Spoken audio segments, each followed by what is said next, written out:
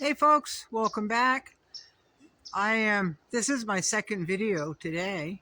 I'm not sure what's up with that. It's not like I had any extra time, but one is from last night, carried over to this morning, and I am going to explain, uh, I'm just going to explain something.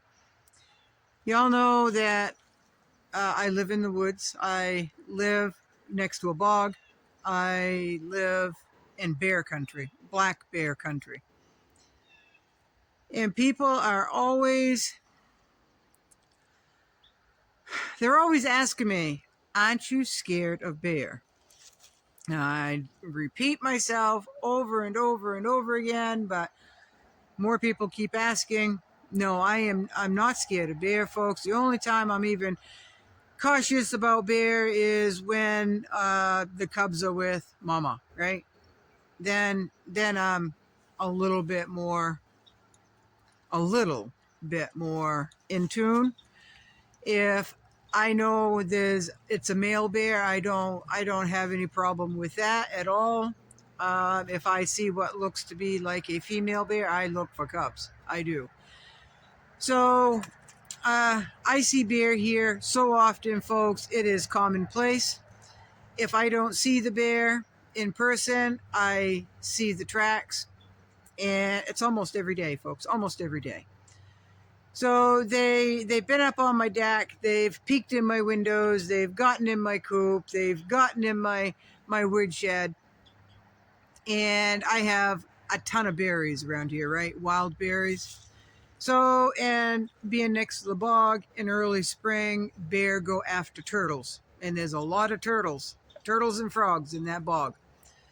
So, while I was having my house built, there was a major bear path that went, if my house was there at the time, it would have gone right in the back door and right straight through my house and right out the front door. That's where the bear trail was. And I happened to build my house right there because it was the only way by code. I had to be so far away from the bog, so far away from the camp road here, and I had to build up quite a bit because it's considered low ground and they wanted everything above flood stage, right?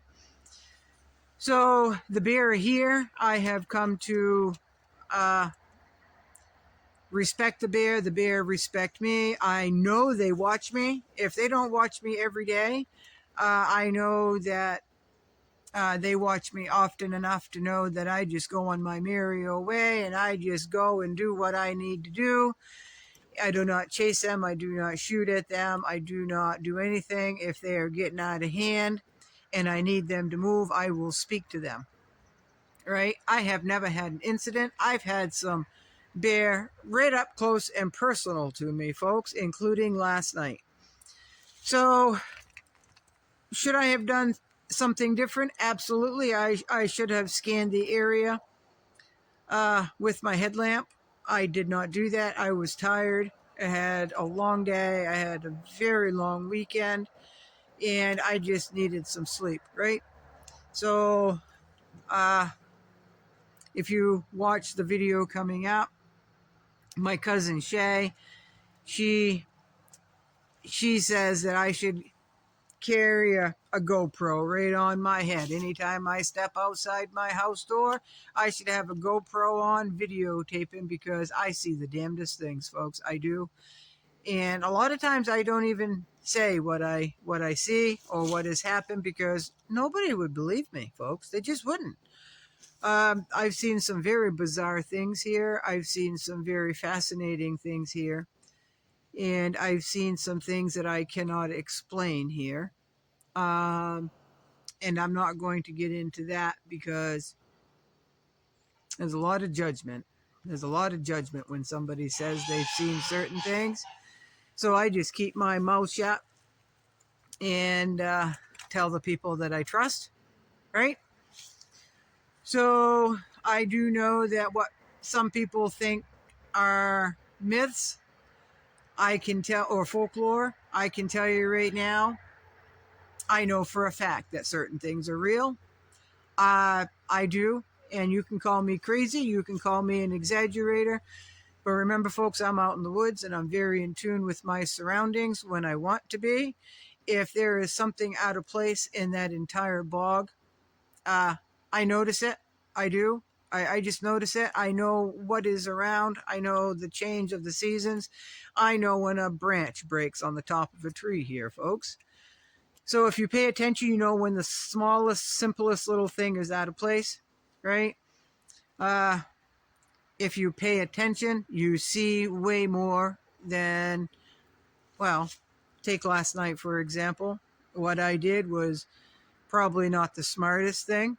I really do need to be, especially when I'm tired, I get complacent, folks. That could have turned out really bad. I was not scared. I had a clear, level head, and I did what I thought I needed to do at the time, and everything turned out very, very well. So I did not get hurt. The bear did not get hurt. I think we kind of surprised each other. We respected each other. And when you're used to the woods and used to your surroundings and know that you are watched during the day and at night when you're outside doing your chores or taking a walk, the bear watched me here. I know, and other things watch me here, and they know I mean it no harm. So nobody was hurt, and I'm just a little bit wiser because I did not know there was a bear that big in this area. I have seen some huge bears, folks. Massive, massive black bear. Some of the state records have been taken from here. The biologists have tagged and they're following these big bears. There's one that I think they missed because this one did not have an ear tag. It did not have a collar at all. So the ear tag could have come off. The collar could have come off. Who knows? But that was one massive, massive black bear. And it was about 15 feet from me. And it was at 9:30 at night, 9:30-ish at night. So do I want to go up and pet a black bear? No, I do not. I have no interest in doing that. It can walk around me or I can walk around him. I am not going to kick and scream and go running and crying into my house and want the bear dead. The bear has just as much right to be here as I do. Matter of fact, it has more of a right to be here than I do. Seems the bear were here long before I built my house here, right? So anyway, I just thought I would do a prelude, a little, yeah, I think prelude. I'm tired, folks, of what you're going to see in the next video segment. Okay, so I'm out here by my brush fence, and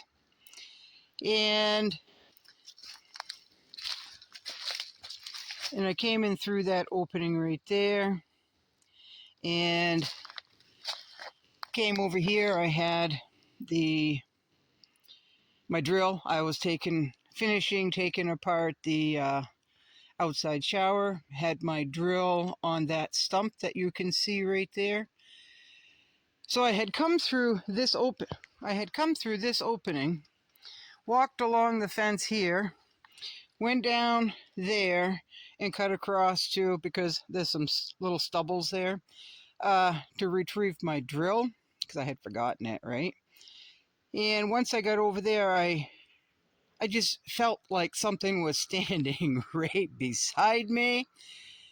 So I had my headlamp on, and for some reason I was looking toward the bog. And then I just scanned with my head over here. And right there where my tape measure is, there was a big old black bear. I mean, it was a huge bear. and I spoke, and it hightailed it through the opening right there and went across my lawn, past my coops, across the road into the thicket, up bog. So I went back in, got because it was a huge bear, and we just got all this rain, folks. And this is at the bottom of a big hill. And you can see how much, and we got a pile of rain, folks. Look, it just pushed all the leaves and small debris. It just piled it up as it ran through the opening, right? So it just piled it up. We got a pile of rain the other day, folks. And I'm like, all right, if I find a track, which I knew I would, because it's so soft in here because of all the rain. And look what I found, folks. I know it's after dark under flashlight, but that is a monster front foot of a bear. Anything 4 inches across for a front paw is an adult bear, respectable. And the edge of it is right at 7 inches. So, yeah, that's a big bear. That is a big bear, and I was 15 feet from it. So, I didn't see it when I was walking through that opening right there. Of course, I went that way, right? I didn't see it, so it must have been, well, I don't know, it must have been like right here somewhere. And for those of you who know bear and bear habit, they like the low ground. I'm in the woods next to a bog. The bear travel along sides of the bog. And, you know, my buddy just brought me a bunch of ears of corn for my birds. So that down that way is the bog. Apparently, it came along the bog right into where my fence is right here. And, you know, right beside my house, right? And it had to have been like right here, because when I saw it, it was looking at me and I was looking at it that close. And we just kind of had a stare down before I was smart enough to cover my headlamp. So unless if it was attracted to the light or stunned by the light, or, you know, like Bambi in headlights, only with a bear. So I stood there in the dark and spoke again, and it made a ooh sound as it took off. Now, I did not hear it run. Bear are very, very quiet because the pads on their feet make them extremely quiet in the woods. But when I heard the ooh, I'm assuming that's when it just bound sideways and made an exhale sound as it hit the ground and ran off out there across my lawn between my small coop and my big coop, past the feeder station, the water station, and across the road. So that's a big bear. That is a monster track. Yeah, they're here, but I don't believe I have seen a bear track that wide ever in here. I've seen them up close to 6 inches across, but never 7 inches. And this thing was massive, folks. Massive. I swear it was over 4 feet at the shoulder.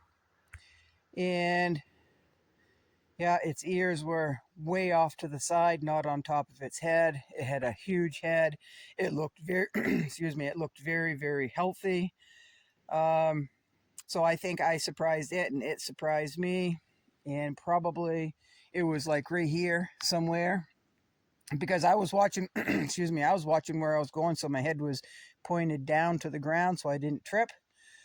I didn't scan around. So it was probably, you know, like right here somewhere.